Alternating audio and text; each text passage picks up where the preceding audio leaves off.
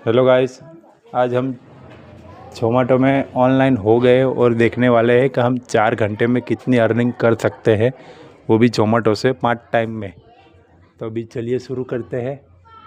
और ये आ गया है हमारा पहला ऑर्डर और अभी हम जा रहे हैं इसको पिकअप करने।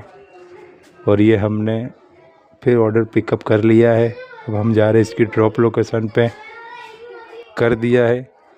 अब आ गया है दूसरा ऑर्डर भी ड्रॉप हो गया। अब आया तीसरा ऑर्डर भी ड्रॉप हो गया।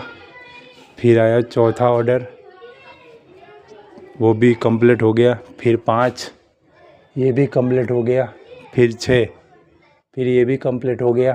फिर 7, ये भी कंप्लीट हो गया। फिर 8, ये भी कंप्लीट हो गया। फिर 9 और ये आज का लास्ट ऑर्डर है। अभी हम जाएंगे घर पे। ओके, नेक्स्ट वीडियो में मिलते हैं। बाय।